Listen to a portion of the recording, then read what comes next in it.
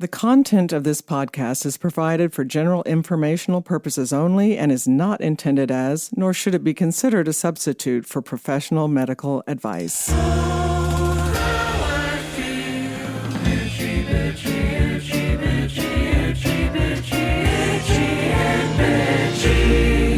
Hello, this is Karen Nickel, family nurse practitioner, and you are listening to Itchy and Bitchy, a podcast that provides answers to your many unanswered health questions.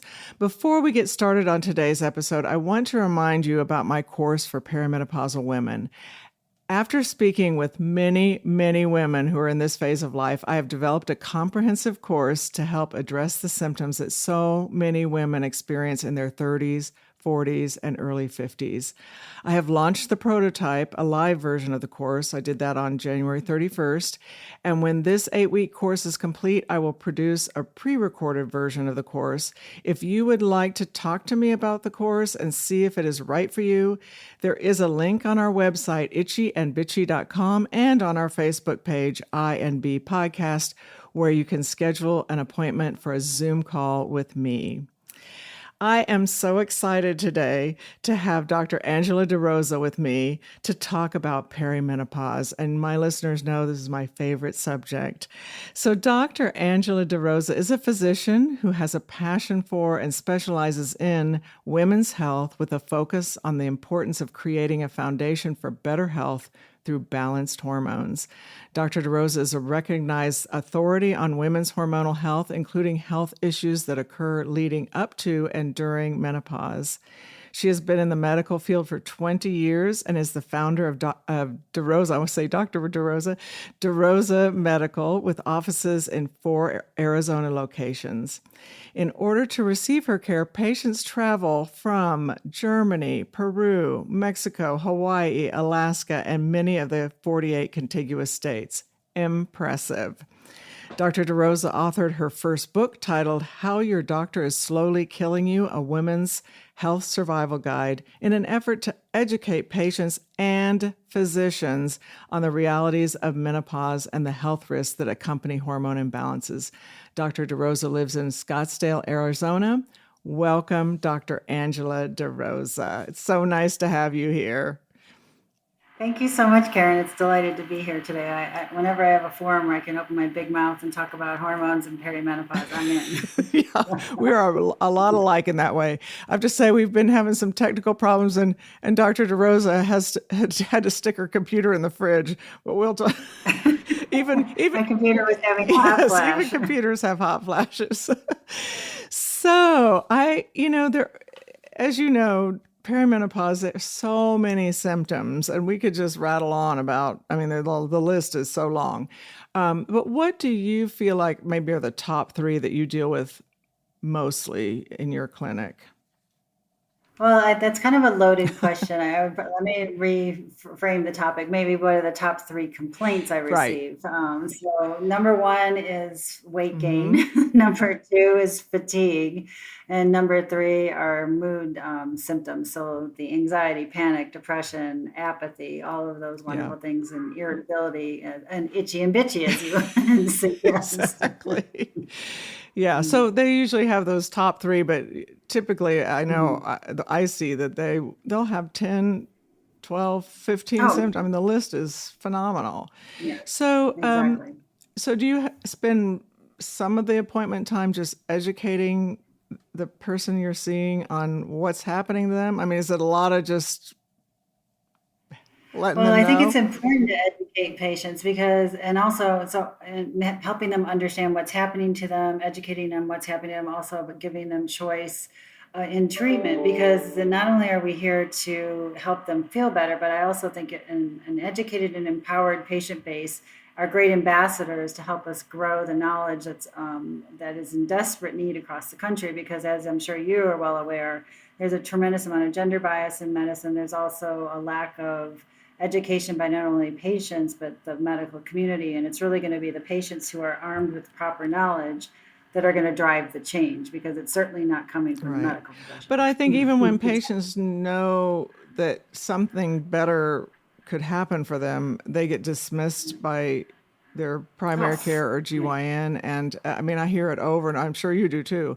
Hear it over and I over and over. experienced it firsthand as a Oh yeah. patient. Well, yeah, because you went through menopause young, and Yeah. you really get dismissed then. But Yeah. there was a fabulous article in the New York Times Magazine this last week. I don't know if you've had a chance to read it, but it's by Susan Dominus, and I'm telling you, it is. I did read it and I saw it. It's an amazing article, and some of the things that she talked about, like when you're saying about being educated, she mentions a 2017 survey that was sent to medical residents across the country, and they found that 20% of them had not heard one lecture on the subject of menopause, and a third of the respondents said they would not prescribe hormone therapy to symptomatic women, even if she had no clear medical conditions that would elevate the risk of doing so.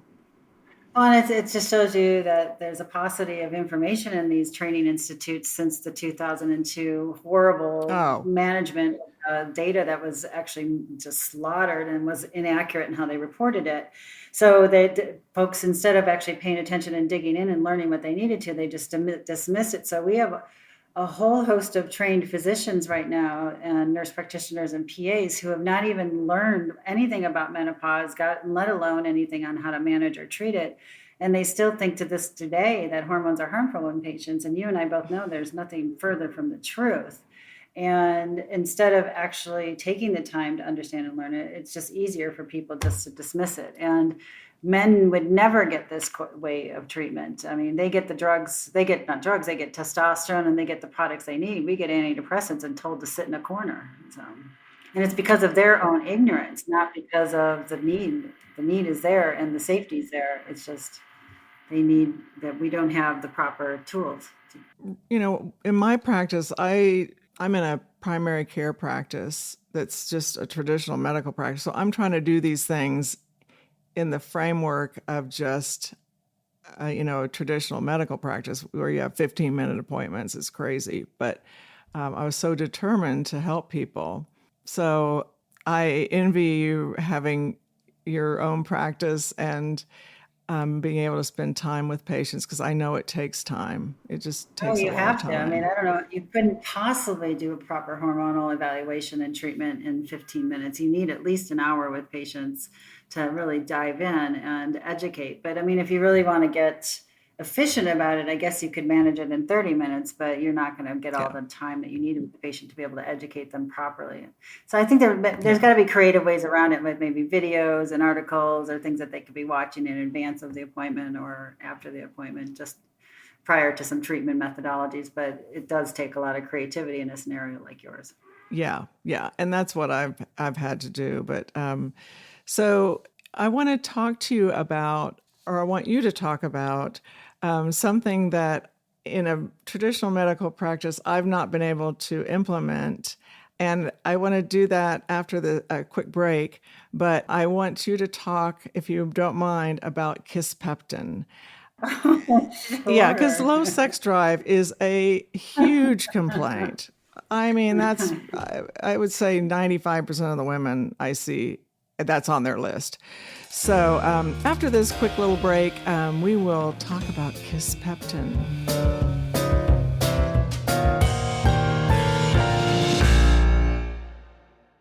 Green Chef makes eating well easy with plans to fit every lifestyle. Whether you're keto, paleo, vegan, vegetarian, gluten-free, or just looking to eat more balanced meals, which I highly recommend, Green Chef has recipes to fit all your preferences. Green Chef's menu has expanded. Yay! You can now choose from 30 plus recipes weekly, and you have the option to mix and match meals from different dietary preferences in the same box, and you don't have to change your plan to get this option.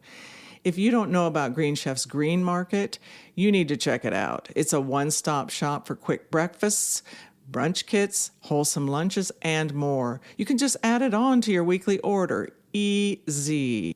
Also, if you have a favorite recipe and you are craving more servings of that yummy dish, now you can double the portions in your weekly order with just one click. I made their creamy broccoli and potato soup this week, and I am definitely going to take advantage of using one click to double the portion of that recipe. Oh my gosh, it is so delicious and just what I needed on a cold, wintry day. So yummy. Without a doubt, Green Chef merges healthy lifestyle and tasty food. Well done, Green Chef. Go to greenchef.com/itchy60 and use code itchy60 to get 60% off plus free shipping. Go to greenchef.com/itchy60 and use code itchy60 to get 60% off plus free shipping. Green Chef, the #1 meal kit for eating well.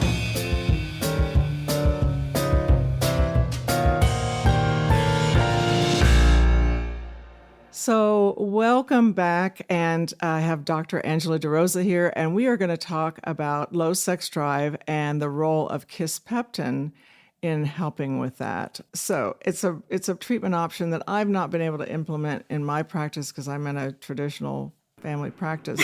Yeah, good luck. I know. They drag me out in the street and who knows what. But so educate us a little bit about kisspeptin, if you don't mind. So I'm going to back up just a smidge on that topic. And I know that you want to talk specifically about kisspeptin, but it's important to understand in women, when you talk about low desire, low libido, all those wonderful things that we have to deal with in perimenopause, that the crux of that really is testosterone deficiency. And what women don't realize, and even most practitioners don't, is testosterone is our most abundant hormone in women. And it actually is responsible for so much more than libido, like insulin resistance and energy, fatigue, mood. It is a key component in libido, which is what it's primarily assigned to, even though to me it's a bonus kicker. So libido in women, let me rephrase this. In men, it's typically we see plumbing issues where they don't have proper circulation, and they most often have desire for sex. But if it gets to the point where they have a serious lack of desire, you have a serious testosterone deficiency associated with likely some circulatory component. In women, we very rarely have circulatory issues, and it's primarily a hormonal imbalance of testosterone in the brain that doesn't drive that libido and urge for sex. So we could give women Viagra all day long, and it's really not going to change the primary problem. And if we don't replace testosterone, things like kisspeptin are not going to work nearly as well or to the degree that it needs to. So when I'm treating women with low desire and low libido, primarily that first foundational element is testosterone. Then the products like kisspeptin can be much more effective. And Suzanne Summers swears by it. I mean, she's practically 80 years old, and her husband are having sex 3-4 times a day. I mean, good Lord, I don't have that kind of time. That's hard to work out in the schedule. I know, exactly. But kisspeptin is a peptide. It can go by several other names, PT141 and various things. But that peptide is really designed to drive a neurologic kind of component in the brain to drive that desire. And it can be utilized recreationally, is where I kind of use it in women who want to kind of have that bonus kicker to help increase their desire and drive, even when their testosterone levels may be properly implemented. So in men, I can use PT141 or the kisspeptin as a substitution for Viagra. So if, say, they have a contraindication to it, or if they want to add it to the Viagra, it's just not as safe because there can be some dilation issues of that circulation, which can lead to low blood pressure, which we don't really like to see. No, we don't like that part. But kisspeptin, I mean, I've seen probably mild to modest effects in my patients with it, even though Suzanne Summers swears by it. But I guess Suzanne, is the be all end all. Maybe she's injecting that stuff several times a day. She has to be. Yeah. So it is a subcutaneous injection, correct? There's also an intranasal. Oh, I was going to ask you if there was an intranasal option available. Yeah. Cool. Nice. Which is usually the one I prescribe most if we don't have to. Yeah. People don't like that so much. So and so when you replace testosterone in women, are you using creams? Do you use pellets? What is your preferred method of replacement? I have a very strong opinion about this. So number one, pellets are the gold standard for hormone replacement for women. And nothing else seems to perform at that level. So the way I look at it is you have pellets who are like color TV. Everything else are like black and white TV. They're going to work, but they're just not going to be as vibrant. So when I break down the category, number one, pellets are the gold standard, mainly because you put them under the skin and they do a slow, steady release. Your body controls the release. It's the most physiologically normal and consistent delivery mechanism. Then the next thing I like to use are what we call rapid dissolve tablets or fast burst sublinguals, or they have varying names you can call them, but they get dissolved underneath your tongue into that mucosa. They probably have about a 30 to 40% efficacy, where the pellets may have a 90 to 100% efficacy. Next would be the creams in women. And for some reason, the little old ladies love their creams. I don't understand that fully, but they do. And the efficacy on that are 10 to 20%, and that's being a bit generous. Yeah. So, but you want to be able to provide the whole universe to patients. And for women, you can inject and do some other things, but they just don't seem to work as much, and they can cause more side effects. So I really keep it really to those three options for patients. And I've managed about 90% of my patients are on pellets, 8% on fast burst sublinguals, and 2% on creams. So you're doing the pellets for estradiol and testosterone, and then Yes. do you use a capsule for your progesterone, or? Okay. Yes, absolutely. You have to. So, and what you're alluding to, for those who may not know, is whenever we start estrogen, we have to use progesterone if you have a uterus, because it protects the estrogen from kind of getting out of control and creating what we call uterine hyperplasia. All that means is estrogen, and it's supposed to do this, is it causes the uterine lining to grow. When you're premenopausal, once a month you slough that growth and everything's fine. But if we give it to you postmenopausally and you don't have that ability to slough monthly like we did premenopausally, we use the progesterone to keep it from getting out of control. And that, unfortunately, in order to have an effective formulation, it has to be oral and it has to be at bedtime. You can't deliver progesterone really safely in any other way to ensure that safety at the uterine level. Yeah. So even you can't. We make progesterone pellets, but it's not advisable because the safety data on that is not good. Yeah. Or non-existent, I should say. Yeah. So. Well, what if you feel like there was? And I know you wrote the book to educate people, and I had the opportunity to read your book, but I need to do that. What would you say is the message you would love to get out more than anything about what's going on with perimenopausal and menopausal women? Well, it's hard to break that into most important, but one of the biggest things is to know women know their bodies. And if you're not getting the answer you're seeking, keep seeking, because the answer exists, and you're not crazy. I mean, there may be some people who are a little crazy. I know we all have a little touch of that. But most often, it's the medical profession that's failing you and not the other way around. So keep going until you find the right place and look for good resources, because there are excellent folks now. The field is growing rapidly, and there are more and more of us doing it. So seek out those experts so that you get the right answers. Number two is understand that when clinicians tell you you're too young to have hormone imbalances, that is also one of the biggest fallacies. I went through menopause at 35. I had symptoms in my 20s, and I was dismissed. And it is completely, entirely possible that you could have hormone imbalances very young. And also, there's lots of things we do to patients that cause hormone imbalances, aka number one, birth control pills cause major hormone imbalances and testosterone deficiencies in women. So you have to educate yourself before you are starting any kind of treatment. And the other thing is, in a traditional, let's say, woman who's not on anything that would affect her hormones or anything that would accelerate, say, her ovarian failure, on average, most women start to experience symptoms of hormone decline in their mid-30s. It is normal because your ovaries don't shut down overnight. It's a process. So it takes on average a decade or more for that process to occur. So usually we see testosterone deficiency symptoms in the mid to late 30s, which include low libido, lack of energy, irritability, lack of endurance, fatigue, all those wonderful things. And then by the time you get in your 40s, and the hot flashes, night sweats, insomnia, mood swings, vaginal dryness, painful sex, shall I just say that more? list, yeah. Sure.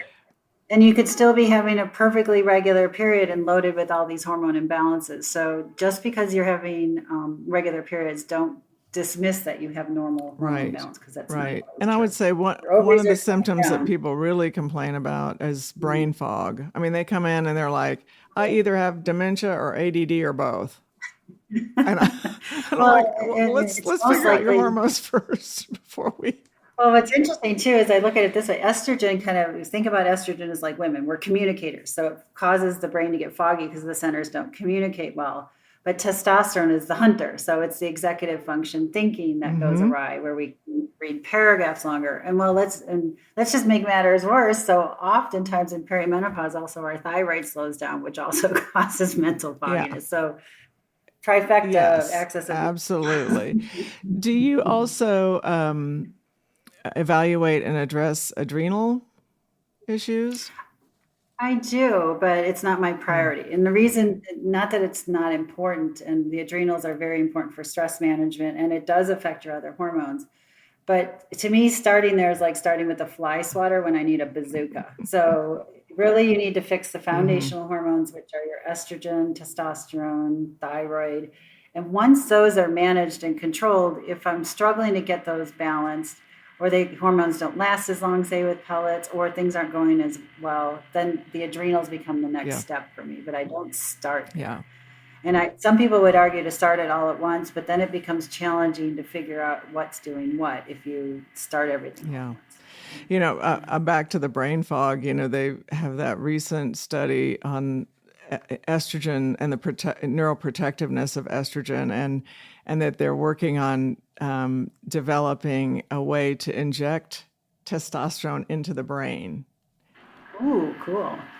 Well, you even look at the data that's come out since COVID, that estrogen has been protective in long COVID too. Interesting. So Yeah. the neuroprotective and Yeah. anti-inflammatory effects that estrogen has is quite Well, powerful. it'll be interesting to see how that study goes with the.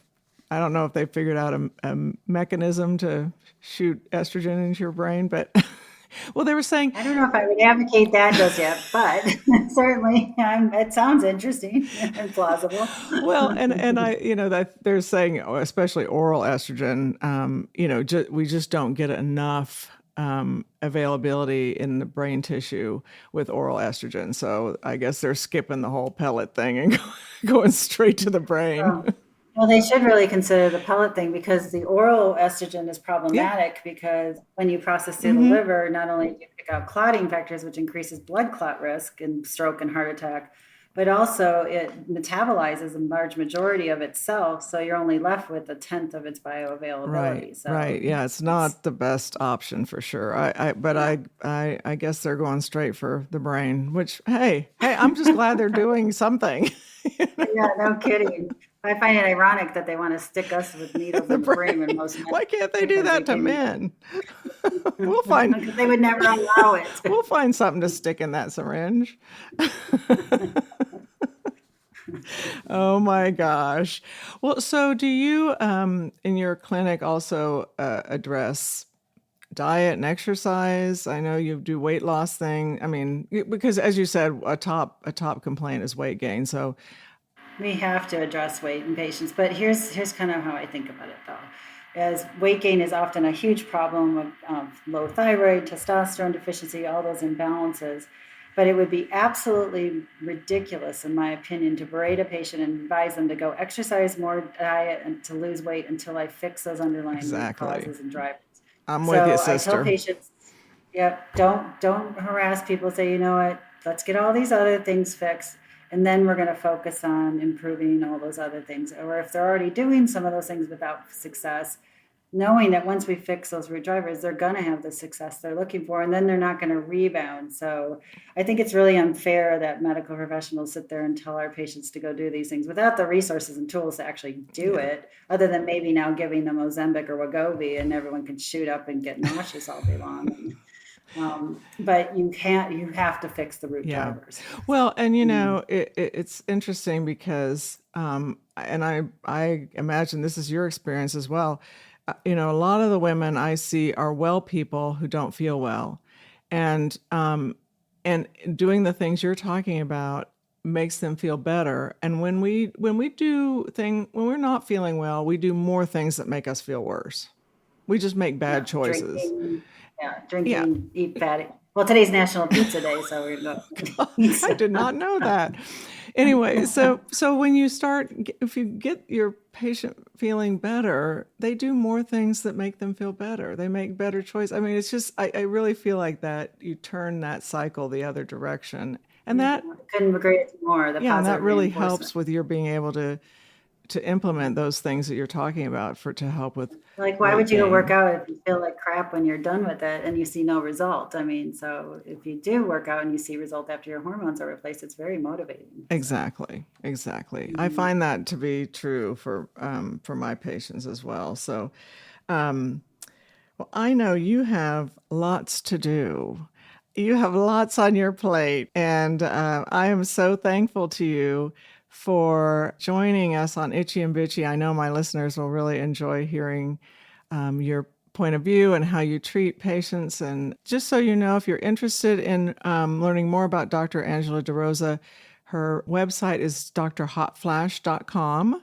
You'll remember that, people, won't you? drhotflash.com, if I need to say it again. So you can find out what she's doing, and she has patients from all over the world. So, if you're living in Topeka, Kansas, no worry, she's available for you. So, so check out her website, and I am so grateful that you joined us. And I would like to give a big thank you to Green Chef for sponsoring today's episode. I encourage you to visit our Facebook page, IMB Podcast, where you can leave comments or questions for me. Our website, as I said before, is itchyandbitchy.com, and there are blogs on the site with some of our subjects available for you to read. On the Facebook page and website, we have the information about how to schedule an appointment with me so we can chat about my perimenopause course and how it can help you if you're going through this phase in life. As always, thank you to Forrest Wenzel, our producer and composer of our theme music, and the person who actually does all the work of putting things together on the website and Facebook page. When I say, we will do this, we will do that, it's actually Forrest. Thank you, Forrest. Check out his album called An Awful Lot. Go wherever you stream your favorite music to listen. If you don't know where to stream music, you can find the album on Apple Music or Spotify. And as always, remember that your health is in your hands.